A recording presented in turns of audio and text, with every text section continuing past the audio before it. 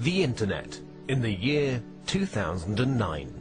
We send emails, make calls over the Internet, and discuss topics we take an interest in. Even our banking is going virtual. But what we take for granted today was only a vague idea 50 years ago.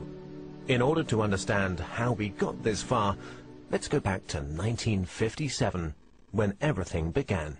Before 1957, computers only worked on one task at a time. This is called batch processing. Of course, this was quite ineffective.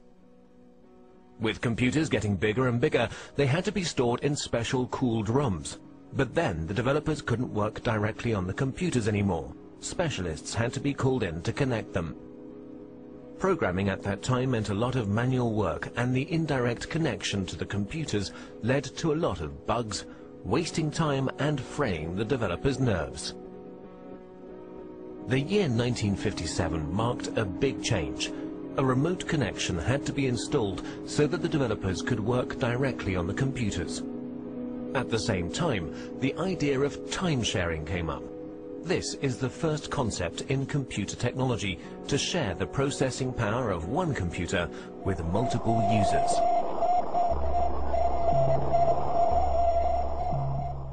On October 4th in 1957, during the Cold War, the first unmanned satellite Sputnik 1 was sent into orbit by the Soviet Union. The fear of a missile gap emerged.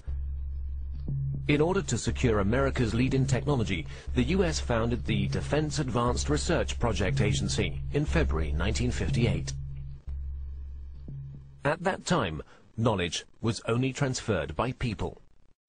The DARPA planned a large-scale computer network in order to accelerate knowledge transfer and avoid the doubling up of already existing research. This network would become the ARPANET.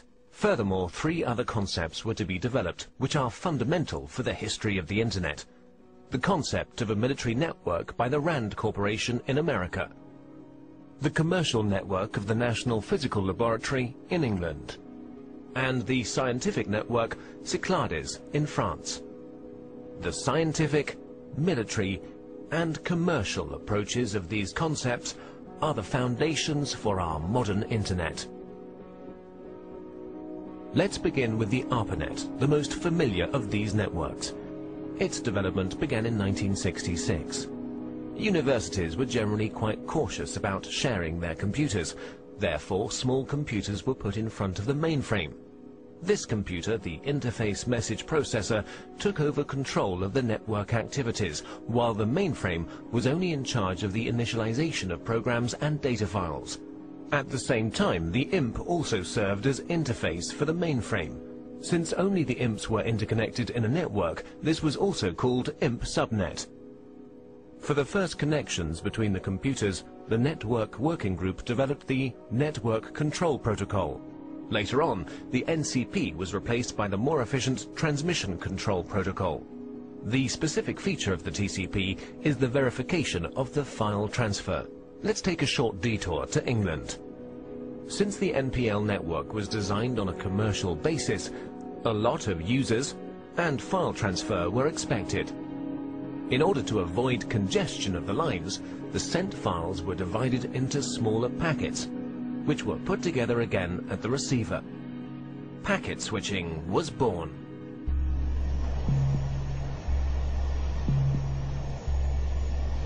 In 1962, American Ferret aircraft discovered middle and long-range missiles in Cuba, which were able to reach the United States. This stoked fear of an atomic conflict. At that time, information systems had a centralized network architecture. To avoid a breakdown during an attack, a decentralized network architecture had to be developed, which, in case of loss of a node, would still be operative. Communication still used to work through radio waves. That would have caused problems in case of an atomic attack. The ionosphere would be affected and the long-wave radio waves wouldn't work anymore. Therefore, they had to use direct waves, which, however, don't have a long range. A better solution was the model of a distributed network. Thus, long distances could be covered with a minimum of interference. Another milestone followed with the development of the French network Cyclades. Since Cyclades had a far smaller budget than ARPANET, and thus also fewer nodes, the focus was laid on the communication with other networks. In this way, the term Internet was born. Moreover, Cyclades' concept went further than ARPA's and the MPL's. During communication between sender and receiver, the computers were not to intervene anymore, but simply serve as a transfer node. Cyclades' protocol went through all machines using a physical layer that was implemented into the hardware, providing a direct connection with the receiver, an end-to-end structure. Inspired by the Cyclades network and driven by the incompatibility between the networks, their connection gained in importance everywhere. The phone companies developed the X.25 protocol, which enabled communication through their servers, in exchange for a monthly basic charge, of course. DARPA's transmission control protocol was to connect the computers through gateways. And the International Organization for Standardization designed the OSI reference model.